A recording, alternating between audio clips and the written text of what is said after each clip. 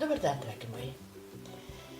Javljam se baka iz njene kuhinje i danas ću vam pokazati kako napraviti brz doručak. Evo ovdje mi se nalazi testo koje sam pravila, od njega sam pravila kiflice pre 2 dana, bilo je u frižideru, pa da vidite kako to baka pravi brze lepinje od ovoga testa. Znači, bit će nam potrebno testo koje nam je ostalo pre dan, 2, ne duže, zatim ulja za prženje.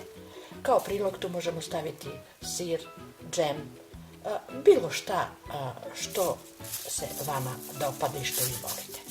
Pa da krenemo. Ruke moraju nam biti mokre, znači mokre ruke. Poslužavnik na koji ćemo rezati također mora biti mokro.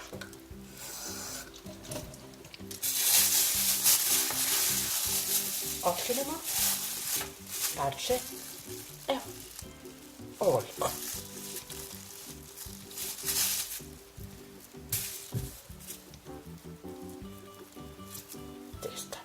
Testo se mora tanko razvući, znači nikako debelo.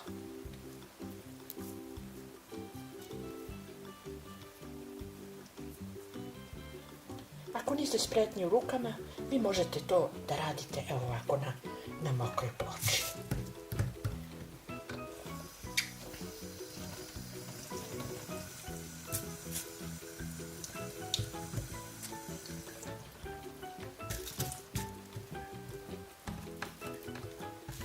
Znači, što tanje, to bolje.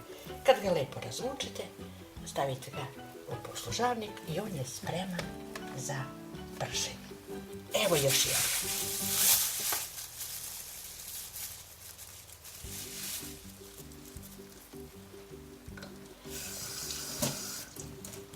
Znači, ruke moraju biti stalno mokre. I ono se vrlo lepo razvlači. Ako je stajalo još 2 dana u frižideru, nećete imati uopšte problema. Evo.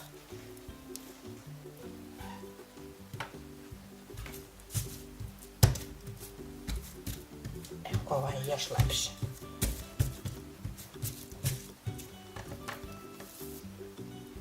Znači tako.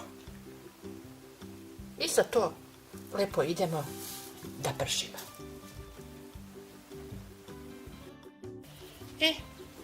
Idemo znači sad ovo da pršimo.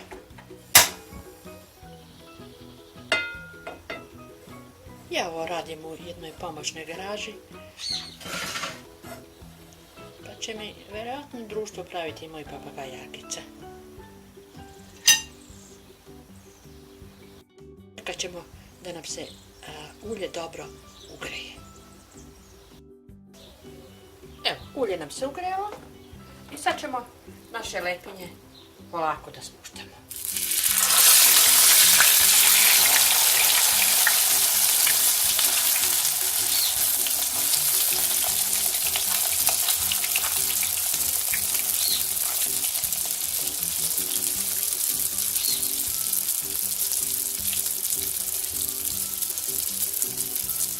Normalno, one će početi da rastu, pogledajte. I već su počele da mirišu.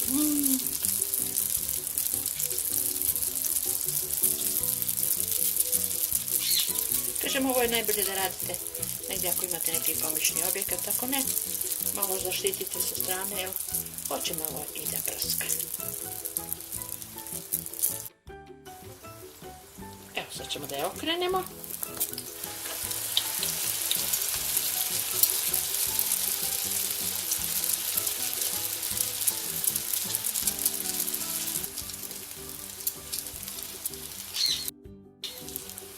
Evo, ova lepinja nam je gotova. Stavljamo je obavezno na tanjir na koji smo stavili salveticu. Idemo sljedeću.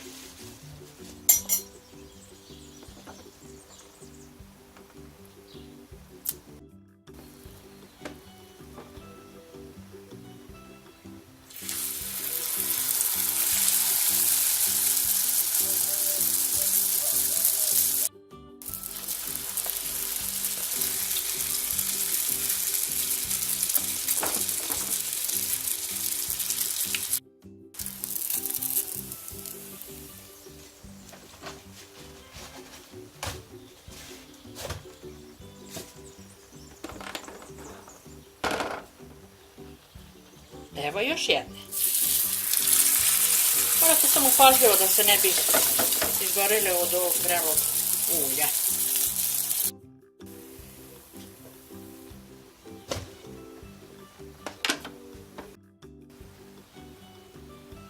Evo i ova zadnja je ispržena i sad idemo da doručkujemo. Pođite s nama. Evo, pogledajte naše lepinje. Kako samo mirišu.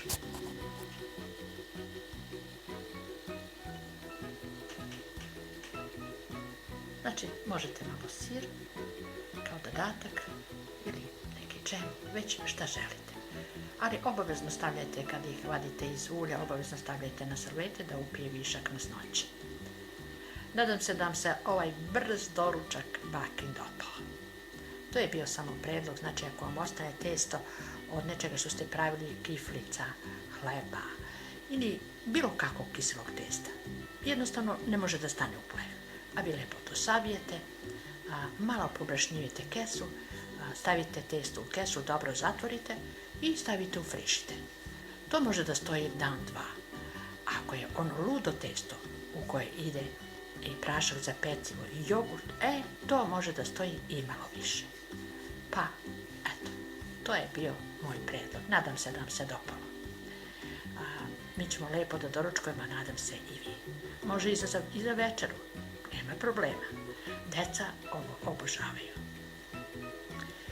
Dragi moji, do sljedećeg recepta, sljedećeg druženja, puno vas pozdravljam i želim vam lep dan. Ljubi vas vaša baka. Ostanite sa mnom. Biće i jedna priča.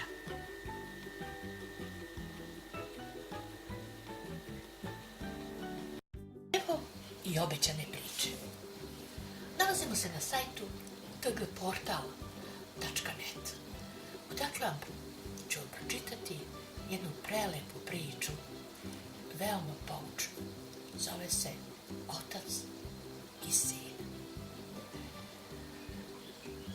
Čovjek se vratio s posla kasno, umoran i nervozan, našao je svog 5-godišnjeg sina kako ga čeka pred vratima. Tata, smijem li te nešto pitati? Da, naravno, reci šta je. Tata, koliko zarađuješ na sat? To se tebe ne tiče, zašto me to pitaš? Samo sam želeo znati, molim te, reci mi koliko zarađuješ na sat. Ako već moraš da znaš, zarađujem $50 na sat. Dečak odgovori spuštene glave. Tata, molim te, možeš li mi pozajmiti $25? Ako je jedini razlog što me pitaš da ti pozajmim $25 taj da možeš kupiti nekakvu igračku ili sličnu besmislicu, tada se okreni i idi ravno u svoju sobu i razmisli zašto si tako sebičan. Ja ne radim svaki dan za takve dečije idiotarije.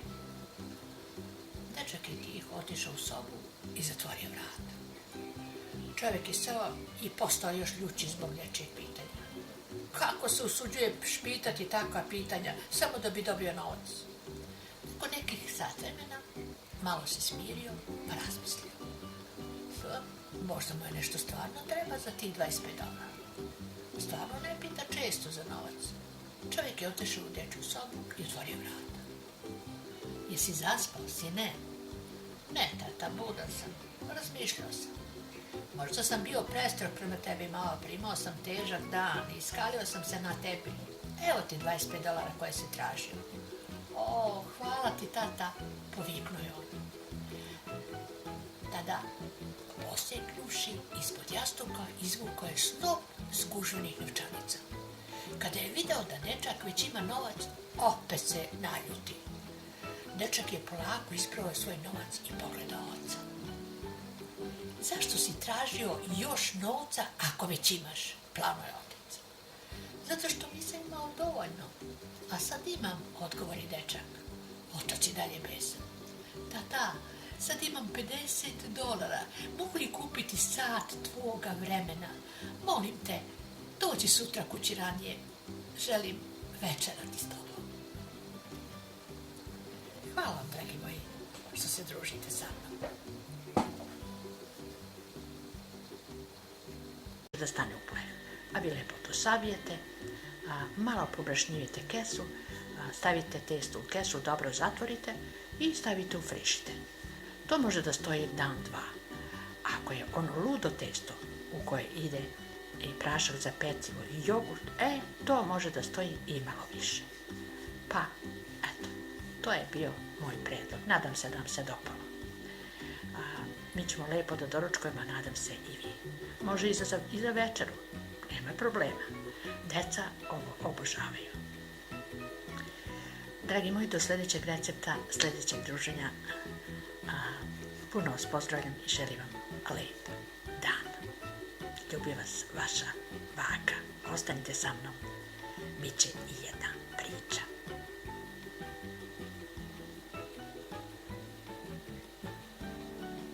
Evo i obećane priče. Nalazimo se na sajtu tgportal.net. Odakle vam ću pročitati jednu prelepu priču, veoma poučnu. Zove se Otac i sin. Čovjek se vratio s posla kasno, umoran i nervozan, našao je svog petogodišnjeg sina kako ga čeka pred vratima. Tata, smijem li te nešto pitati? Da, naravno, reci šta je. Tata, koliko zarađuješ na sat? To se tebe ne tiče, zašto me to pitaš? Samo sam želeo znati, molim te, reci mi koliko zarađuješ na sat. O, debelo.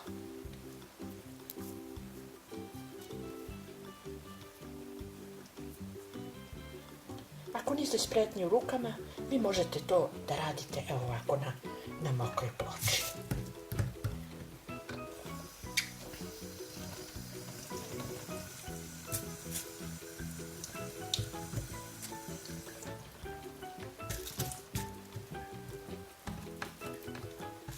Znači, što tanji, to bolje. Kad ga lepo razvučete, stavite ga u poslužavnik i on je spreman za pršenje. Evo još jedan.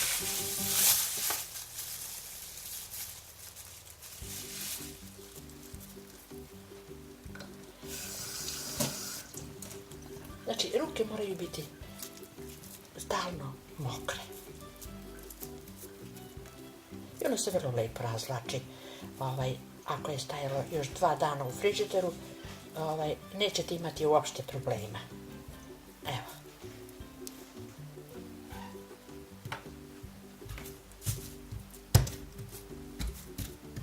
Ovo je još lepše.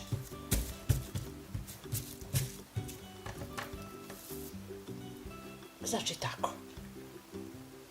I sad to lepo idemo da pršimo.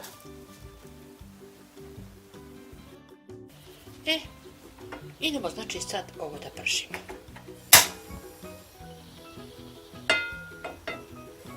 Ja ovo radim u jednoj pomoćnoj garaži.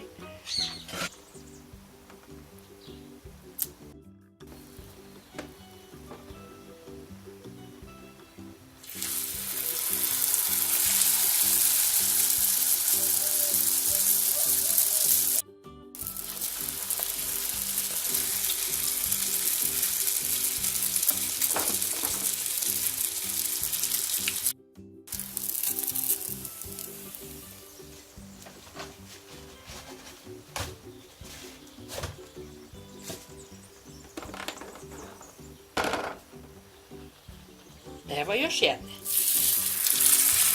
Morate samo pažljivo da se ne bi izgorele od ovog vrelog ulja.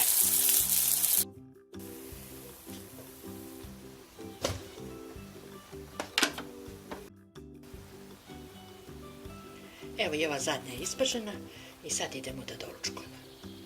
Pođite s nama. Evo, pogledajte naše lepinje. Kako samo mirišu.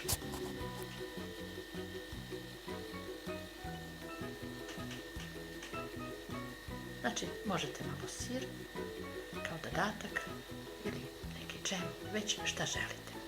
Ali obavezno stavljajte, kad ih vadite iz ulja, obavezno stavljajte na servete da upije višak masnoće. Nadam se da vam se ovaj brz doručak bakin dopao. To je bio samo predlog, znači ako vam ostane testo od nečega što ste pravili, kiflica, hleba ili bilo kakvog kiselog testa, jednostavno ne može.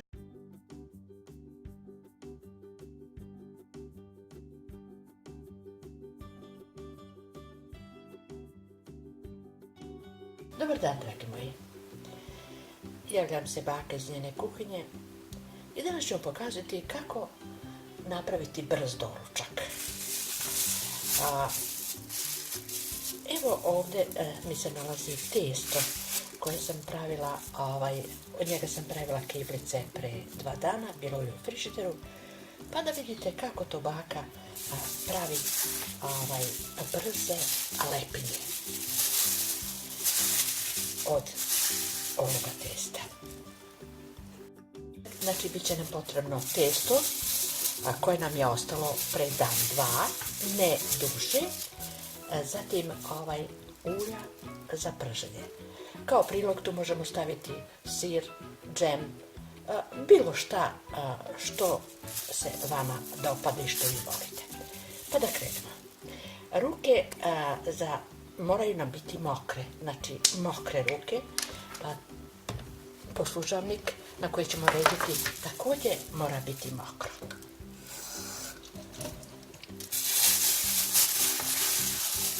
Otkinemo parče, evo, ovoliko.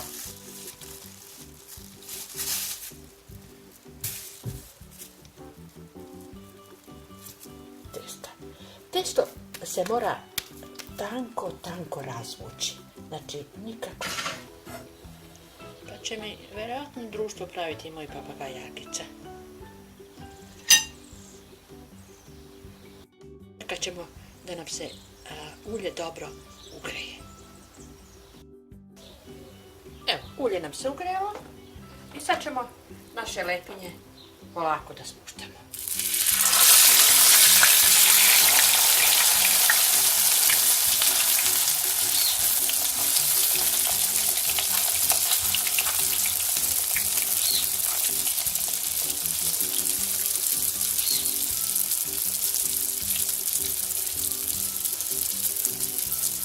Normalno, one će početi da rastu polako. I već su počele da mirišu.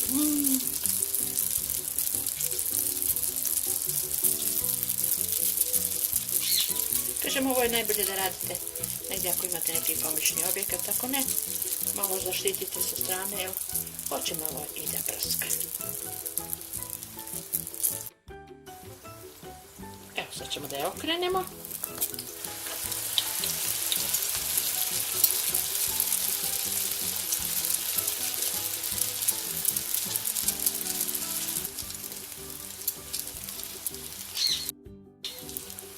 Evo, ova lepinja nam je gotova. Stavljamo je obavezno na tanjir na koji smo stavili salveticu. Idemo sljedeću.